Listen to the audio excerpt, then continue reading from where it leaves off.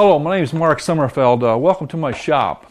Today we're going to show you how to build a glass panel door like this one right here.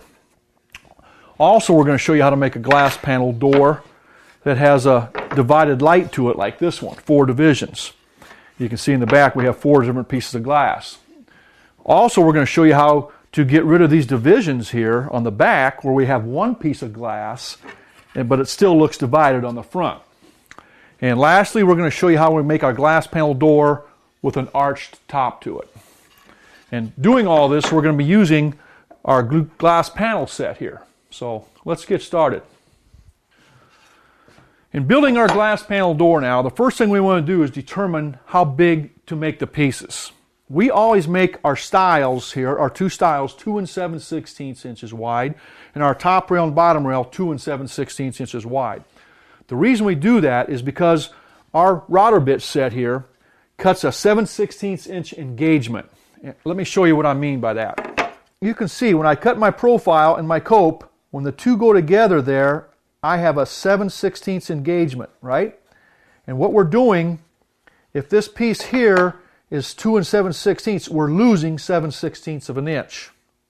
Okay, so if we got 2 7/16, 2 7/16, we lose 7/16 and 7/16. That leaves me with 2 inches here and 2 inches here.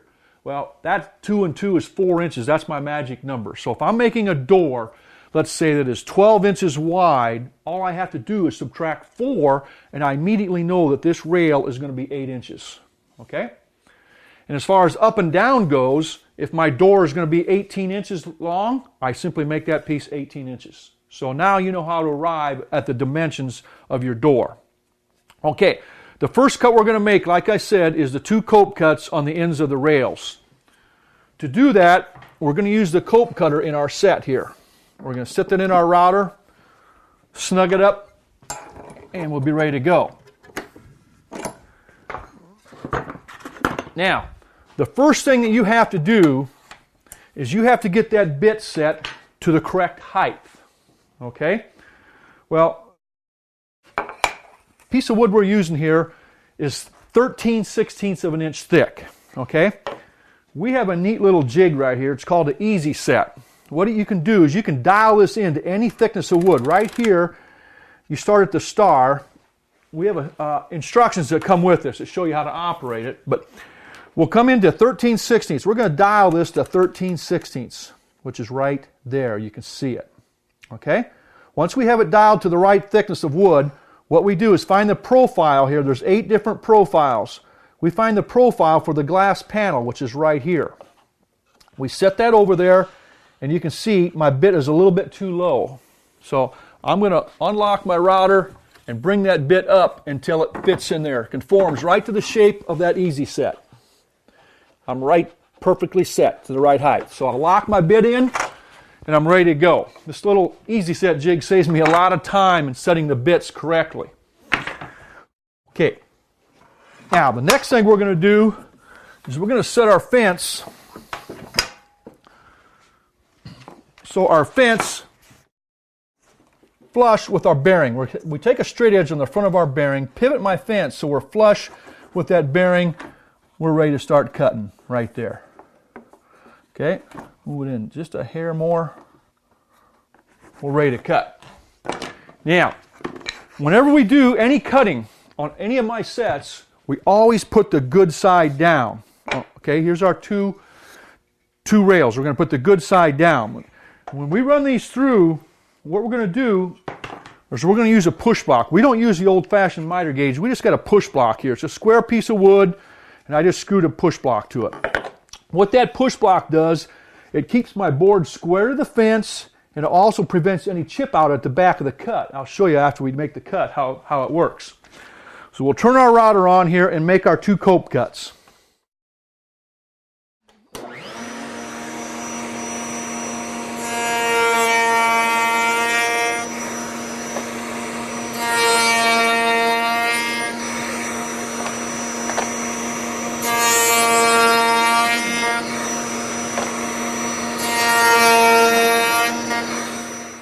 You can see right there's no chip out at the back of my cut because we're following right behind with that backer. We've made the 2 cope cuts on the ends of our rails. Now the next thing we're going to do is we're going to change bits, and the next bit is designed to go with the grain. So our 2 styles can join in now. So we're going to change bits and cut with the grain. Now, here's the nice thing about changing bits with our sets. All of our sets are perfectly matched height-wise. What I mean by that, when I take this bit out now, and I take the next bit in, I don't have to worry about setting the height again because our 2 bits are perfectly matched height-wise, just like that. So all you have to do is drop it in and you're ready to go. Now, you're not supposed to do that because when you tighten a bit up, that bit has to suck down into the collet to get tight. Well, in the bottom of the collet, we put a little rubber grommet. You can read about it in our catalog. The little rubber grommet in there. And now, when I go to tighten up that bit will compress against that rubber grommet exactly the same every time, and we're in business. So that's how unique our bits are on our sets. We're set up. We're ready to make our second cut with no adjustment on the height of the bit. The only thing we have to do is bring our fence into here, and we have to bring our fence flush with that bearing again, right there, to make our finished cut. But you'll see when we make our pattern cut here, you can see right here, we're making a very, very deep cut. It's a big rabbit cut. So we hate to make that cut in one pass. So what I'm going to do is move my fence ahead just a little bit, and we're going to take this cut in 2 passes. It makes it a little bit easier, and it's just a little bit safer to make that cut that way. So again, we're going to use our push block, put the good side down, and make our pattern cuts, the first one.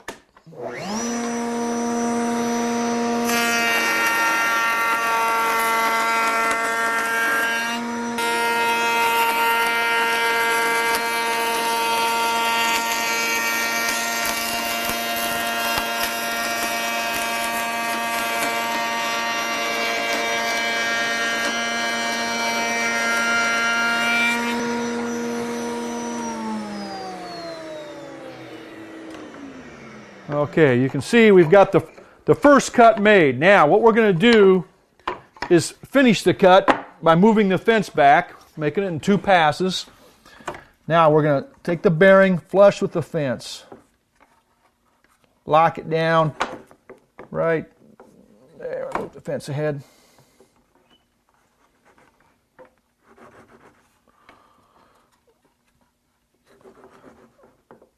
Lock it down. We're ready to make our second pass now. Same thing, good side down. Now we'll be making contact with that bearing in the middle.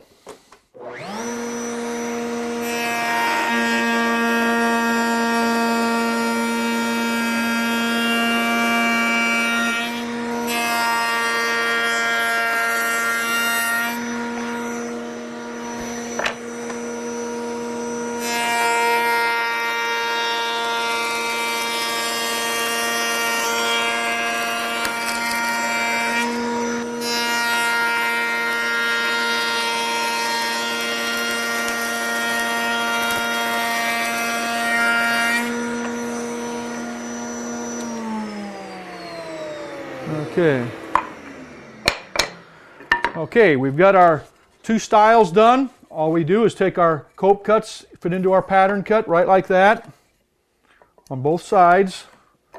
And that's how easy it is to make a glass panel door. Just right like that. All you do is line these up, your stiles and rails up on the ends.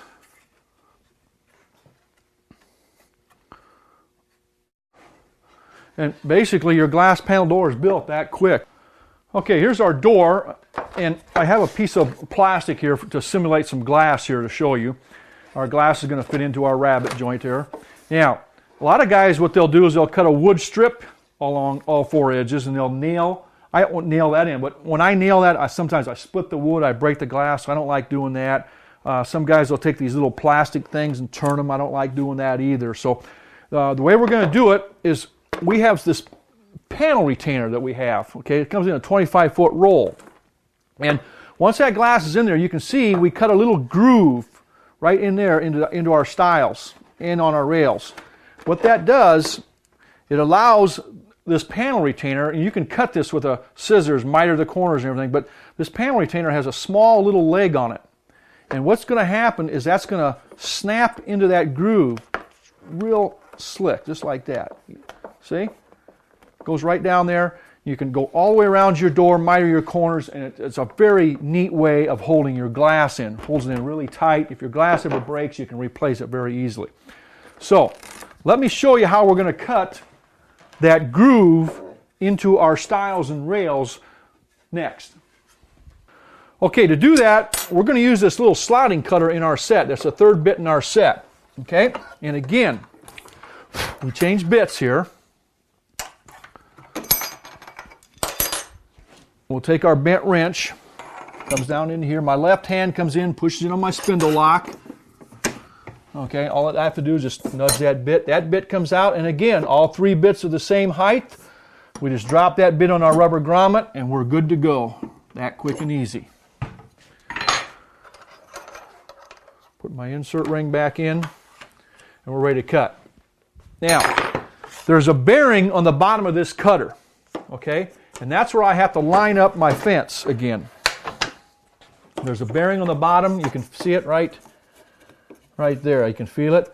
My fence pivots toward that bearing's at, and I'm ready to go. Now, what we're going to do here is we're going to put our good side down always, and we're going to cut that groove. Here's my rabbet joint right here. We're going to cut the groove into the rabbet right like that.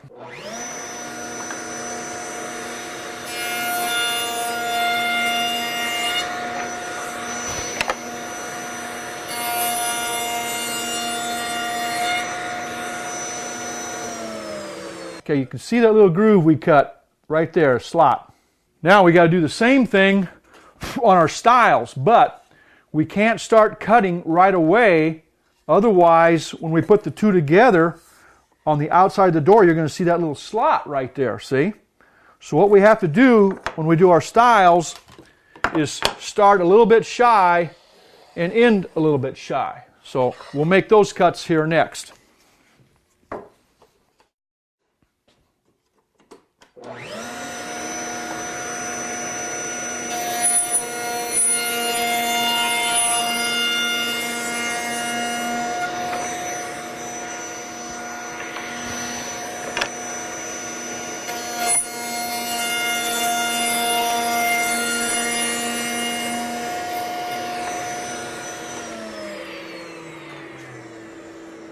Okay, we've got our door basically done.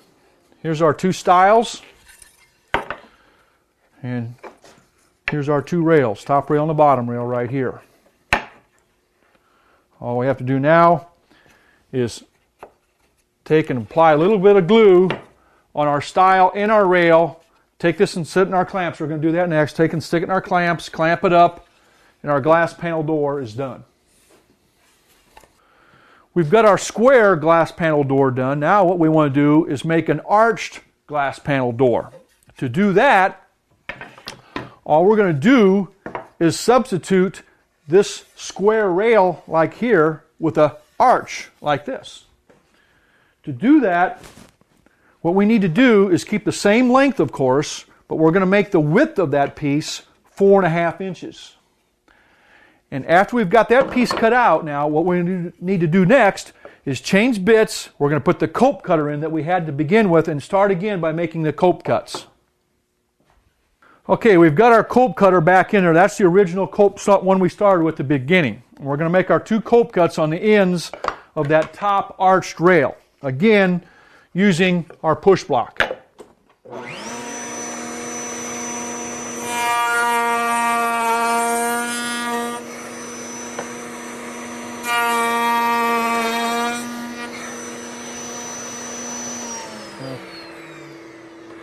Okay, there's our 2 cope cuts. Now, the next thing we're going to do is we have to put that arch into that top rail. Okay, to do that, we've got a set of templates. And our templates come in different sizes, starting with 9.5, 10.5. They go up in 1-inch increments all the way up to a 22-inch door. So you can make any size door you want. Well, the door I'm making today is going to be about a 13-inch wide door. So we're going to use the template that says 13.5, 14.5. All of our templates have a center point. All I have to do is line that center point up with the center line I found in that top rail already right there. Okay? I'm going to line those 2 center lines up right like that, and then I'm going to nail that template on the back side.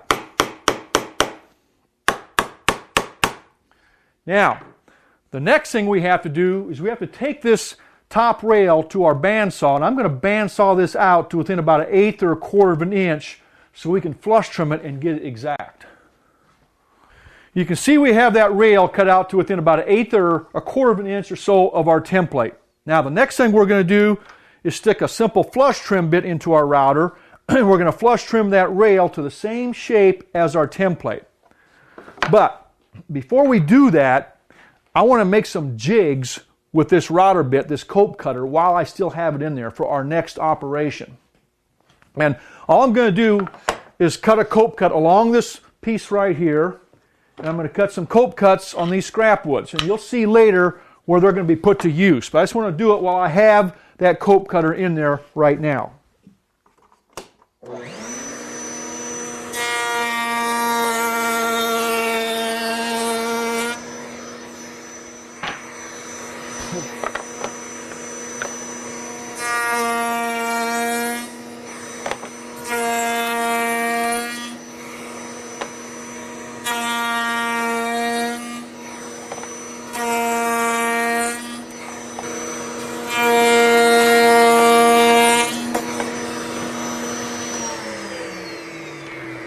Okay, you can see we got cope cuts cut all on these 4 edges of these 2 little blocks here and 1 on here. I'll show you later when we do our divided light where these are going to come in handy. Alright, right now what I need to do is change this bit. I'm going to insert my flush trimming bit in, and then I'll show you how we flush trim that top rail. Okay, we're ready to take that cope cutting bit out of there now. And we're going to insert that flush trimmer in there. Snug it up, and we're ready to go. Okay. Put my insert on here. Now, what I have to do, this bit is not part of the set, so you can see it's not matched. What I have to do is I have to lower that bit so the bearing is riding on my template. So I'm going to go down here and lower that bit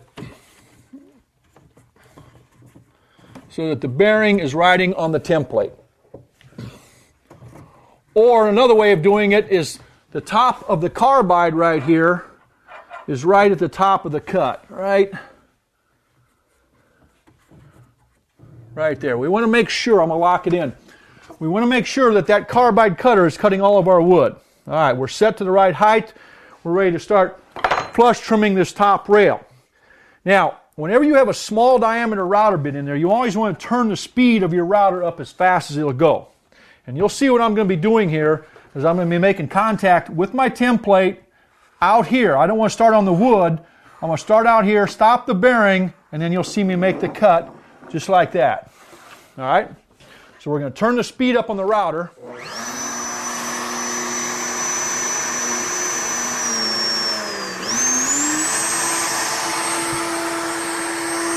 On the template, see?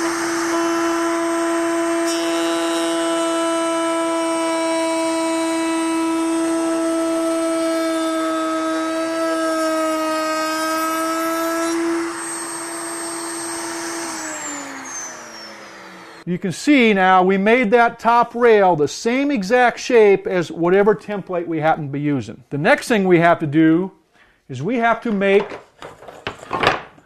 this profile cut right here on the top of the rail on to this rail right here. So we're going to change bits and put the pattern cutting back in and show you how we make that cut. We've got our pattern cutting bit back into our router, and we had to reset that to the correct height as we did our original stiles and rails. Now, we're going to take this arched top here now, and the template will make contact with that bearing on the top of our cutter, and we're going to make our cut just like we did with our flush trim bit a little while ago. So we're going to make that cut right now. Show you how it's done.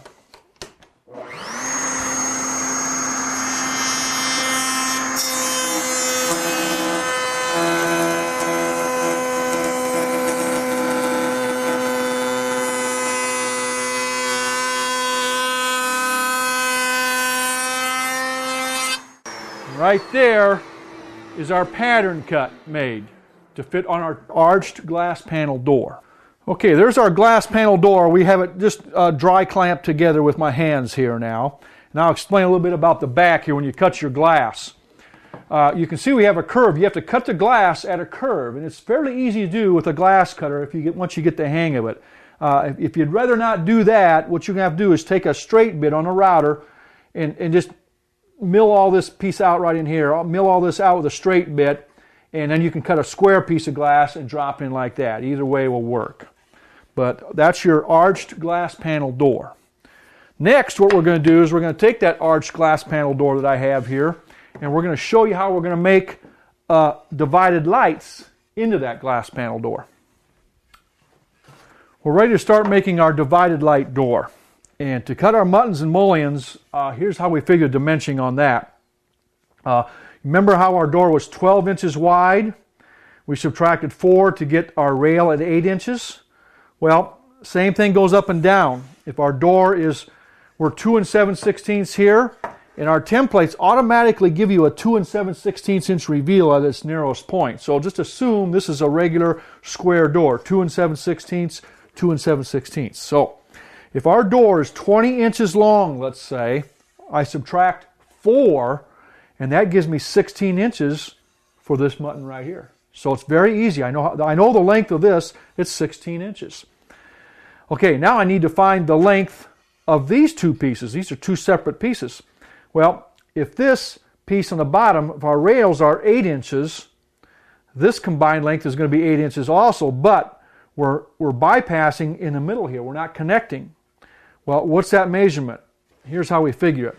Remember our profile cuts 7/16 here and 7/16 inch here. 7/16 and 7/16 is 7/8, right?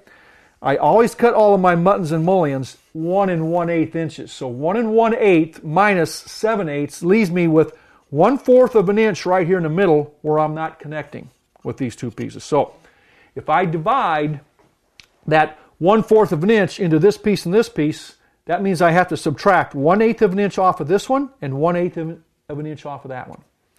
So if this is 8 inches, this would be 4 and 4, but we subtract an 1/8 and an 1/8. So these two pieces here will be 3 7/8 inches long.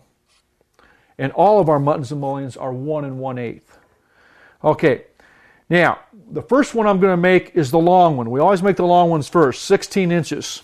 And if you're doing a bunch of doors and they're all the same, let's say, which happens a lot, we're going to cut, let's say we're going to cut 2 or 3 of these that are going to be 16 inches long. Well, we have to cut the cope cuts first, remember? Well, what I'm going to do is I'm going to take a wide piece, and it's easier to do this anyway. This piece is 16 inches, see? And we're going to cut our cope cuts, and this is going to be our muttons and mullions are going to be taken out of this piece. So we're going to cut our cope cuts all at once for all those pieces. We have our cope cutter set back in our router table, and we're going to next cut the cope cuts for our long muttons here. Okay, we've got our cope cutter set to the right height as we originally had. We're going to cut the cope cuts for all of our muttons and mullions right here.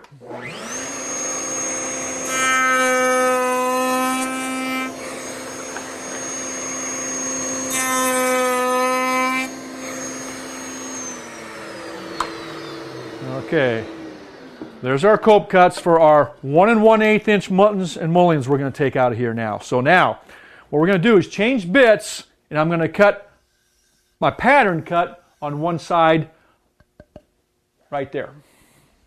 Okay, we're ready to change bits again, and what's nice about changing our bits, remember all we have to do is take that cope cutter out, drop the pattern cutting bit in, and we're good to go. Right like that.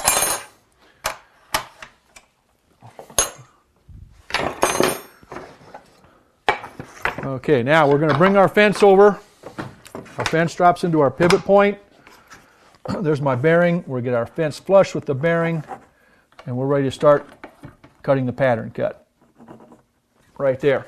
Now, remember, we always put the good side down. These are our muttons and mullions. What I'm going to do is I'm going to cut a pattern cut on this side and a pattern cut on that side using my push block.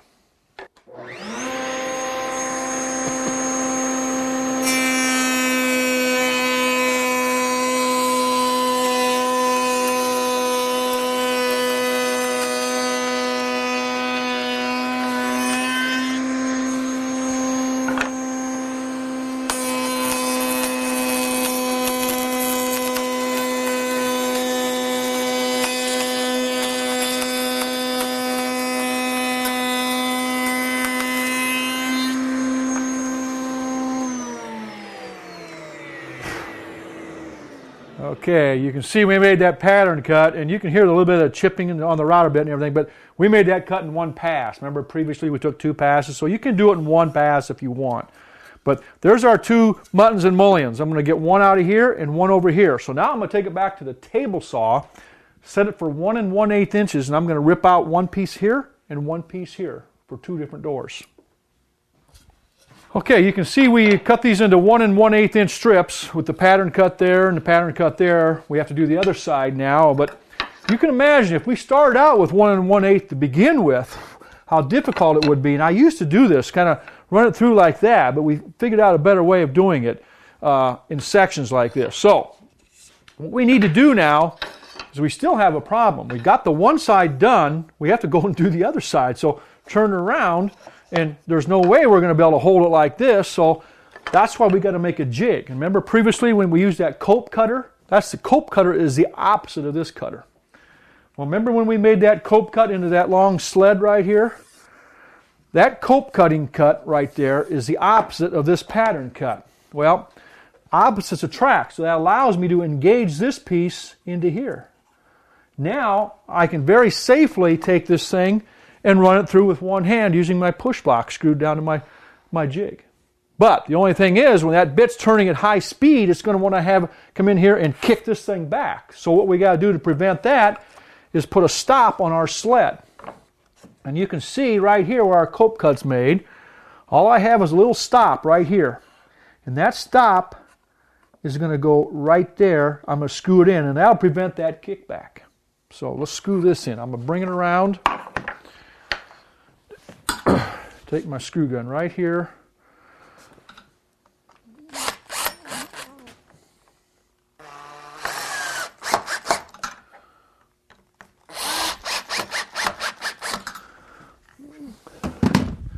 There, now we got our stop, and our piece is not going to come, it's going to stop. So now we can make our pattern cut very safely. And again, we'll show you making the cut in one pass. Even though that's a big rabbit cut, we'll make it a slow speed, and we'll make it in one pass.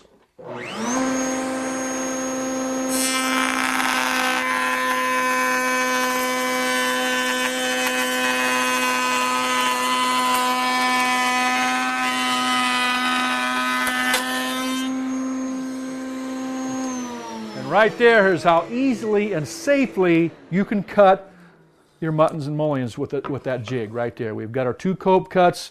Nice pattern cut. Now, that piece is going to be fitting right into the middle right there. What we have to do next is cut these 2 shorter pieces, and I'll show you how we do that next. Okay, we're ready to take, and we've got the long ones done, but we're going to take this long one now and cut the other side, and then we're going to cut that into our short pieces, our 3 7/8 inch pieces. So let's load this into our sled here now. And we'll make our pattern cut on the other side.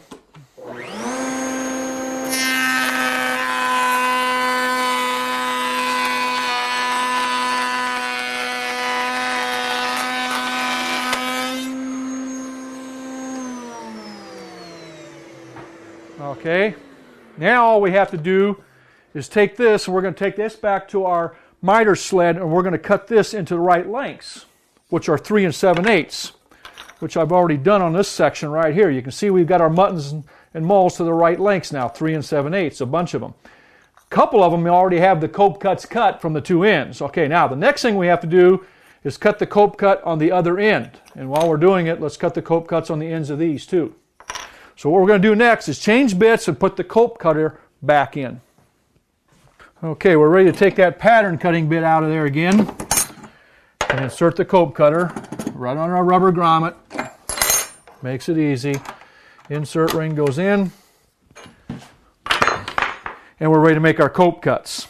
So what we have to do is move the fence in here again and get it flush with that bearing like we always do. Now, what we have to do is we've got the cope cut done here already. We have to take and cut a cope cut here. And I tell you what, there's no way we're going to use that little push block again and put my hands in here and do that. What we used to do is cut a little cope cut into here, insert this into here, but we found a better way yet. What we did, remember those 2 jigs we made earlier that we cut the cope cuts all the way around? We're going to use that as we're going to make a sandwich. We're going to sandwich this little mutton and mole right in there like that, and we're going to put this one in here like that. And we can hold that together. Now, when we make our cope cut on the end grain there's going to be no chippage because it's going to be one unit as we pass it through, right like this. Okay? So we'll just come into here, turn our router on, and make our cope cuts.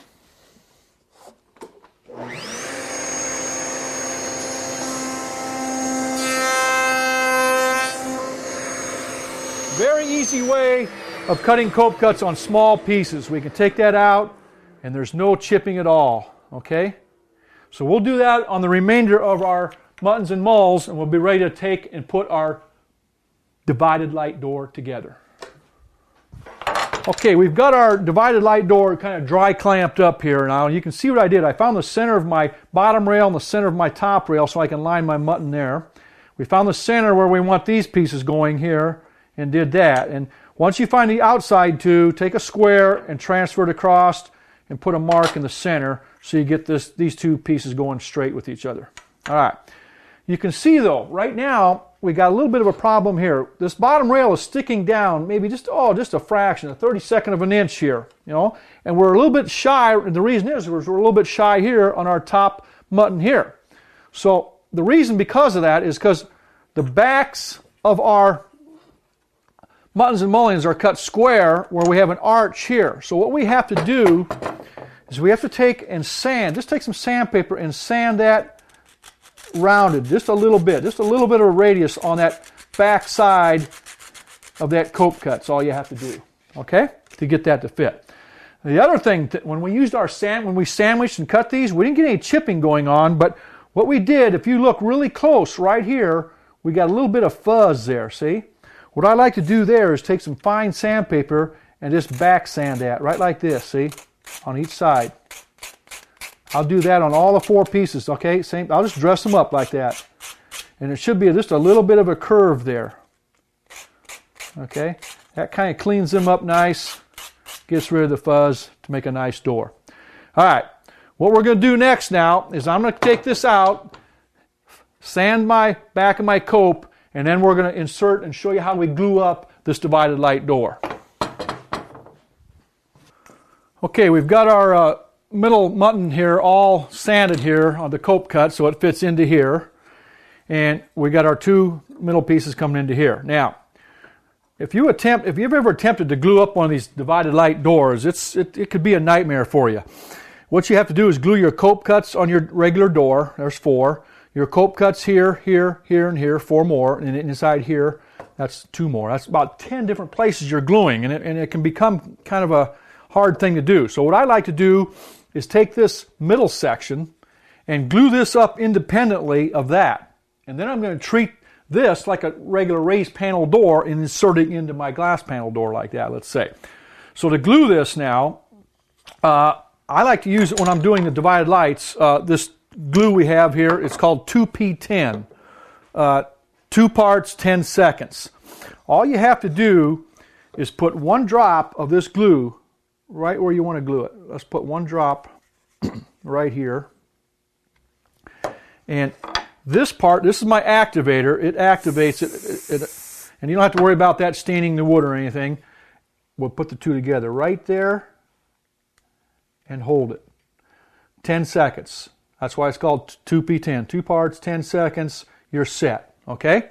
So it makes it a lot easier gluing up the doors with this type of glue.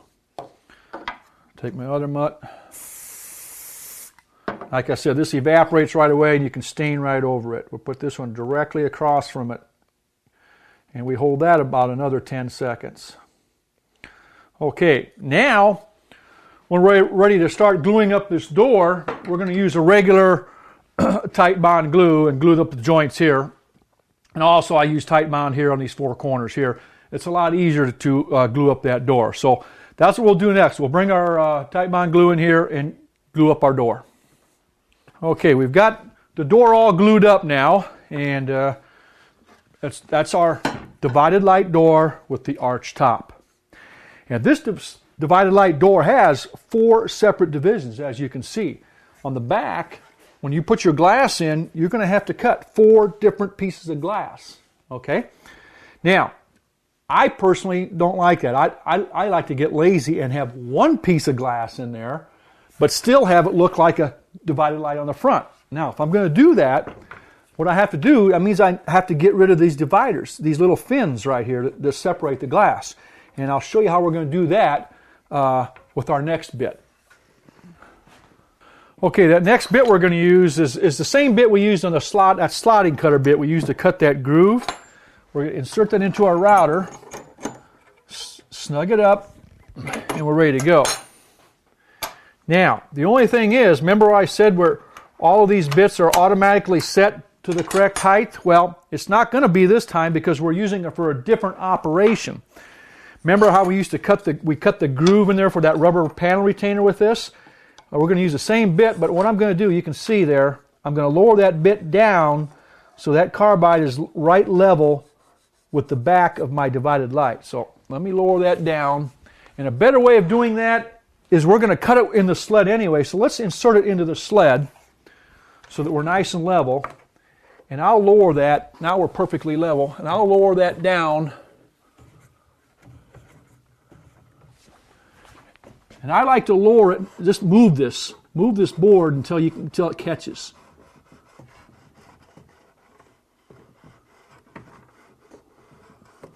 Right there. We're just catching. We're making the bit go. So we're just taking off a little bit. Lock the bit in, and we're ready to go. Now, we're going to move the fence again so we're flush with that bearing.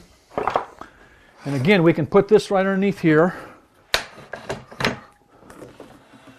And right there, you can see where the bearing, we're going to slice that piece off. Right like that. So we'll put our glasses on and make that cut.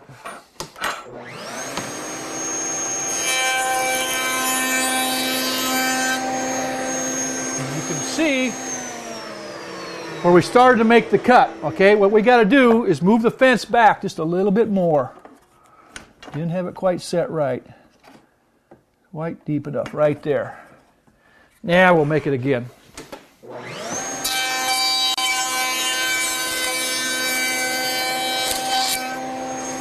And as I run that through there, I like to hang on to that board because if I don't, that thing will kick back like that. So right there you can see we have that perfectly undivided light, I call it now. Now, the only thing, when we go to glue this now, see we don't have that cope cut locking it anymore. All we have now is a lap joint. We're going to take this piece and these dividers are gone. All we have is a lap like this. So again, how are we going to glue that? Go back to our 2P10. Let's say we're gluing this up in our door. Again, just 1 little drop on there. And we don't have that cope cut anymore. All we have is a lap joint. But again, if you take this right like that and you hold it 10 seconds, you're set. This glue, it doesn't cure. It takes about 24 hours to cure, but it bonds in about 10 seconds and you'll be set. Right there. Okay? So that's how we make the undivided light on the back here. You just take that bit and slice off all these pieces and glue them up with your 2P10. All right. Next thing we're going to do is show you how we're going to drill the holes for our hardware and also insert the hinges. And we also put a detailed edge around the outside of all of our doors. I'll show you how we do all those three things next. The bit we're going to use to make that detailed edge around the outside of the door is our door detailer. It comes in our 6-piece cabinet making set, I guess you can get it individually also. We're going to lock that in. I've already got it set to the right height. This bit you can set to any height you want depending on what kind of a reveal you want. Okay. Make sure our bit's locked in. We're ready to go. Okay, again, all we do is take our straight edge, any old straight edge we can find. Here's a piece of a mullion. Anything you need is a straight edge, works as a straight edge. With the bearing, lock the fence down, we're ready to cut. Okay, we're going to put the good side down, and we always come across the end grain first and finish up with the grain.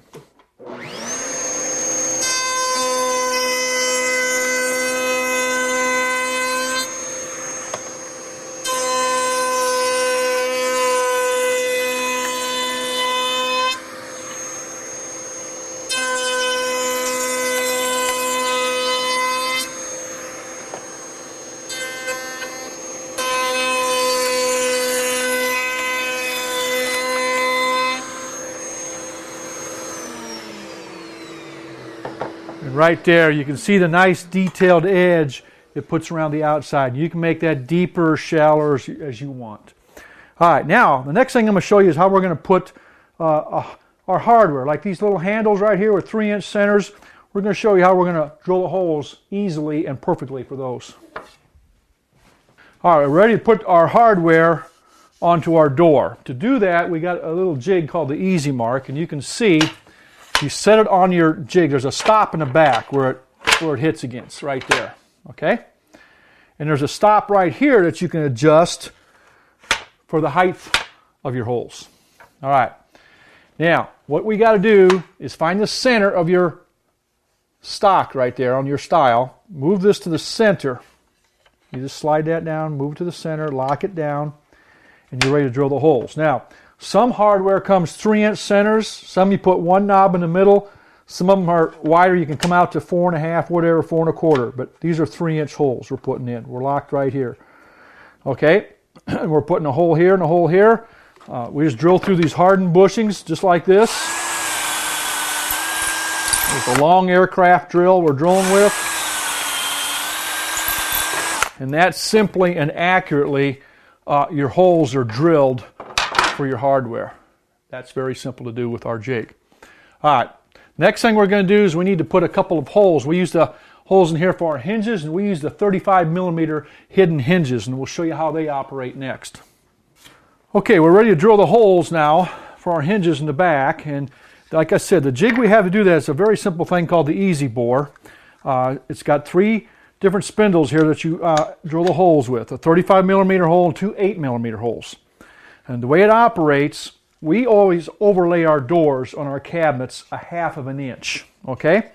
So there's 2 little stops right here. There's instructions that come with this, but we're going to set those stops for the number 2, which is 1/2 inch overlay. All right, so we're going to bring it in here, set it on our door. Let's go right down here. And we're going to, against those 2 stops, okay, we got 2 cam clamps. We're going to clamp those down here and clamp this one down here, okay? Now, we have a hex driver that comes with it, 1/2 inch, and we're just going to drill the holes.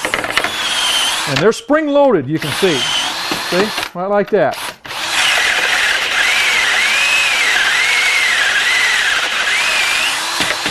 Even a little battery-operated drill will drill those holes. And that quickly and easily and accurately, you just drill the holes for that 35 millimeter hinge. Now, to install those hinges, very simple. The hinges we have come with little plastic dowels. All you do is insert that hinge where the two dowels line up and take a hammer, and that easily your hinge is installed, that quickly and easily, okay? Now, what you can do is take those two screws, unscrew that hinge out, stain and spray your door, and install them right back in as many times as you want, and those two dowels will never come out of there. So that's how easy it is to install the hinges on our door with our hinge boring jig. As you can see, our glass panel set is very easy to use for a variety of different types of doors, from a simple glass panel door like this to a little bit more complex door like this one. And I hope you have as much fun using it as I did showing it.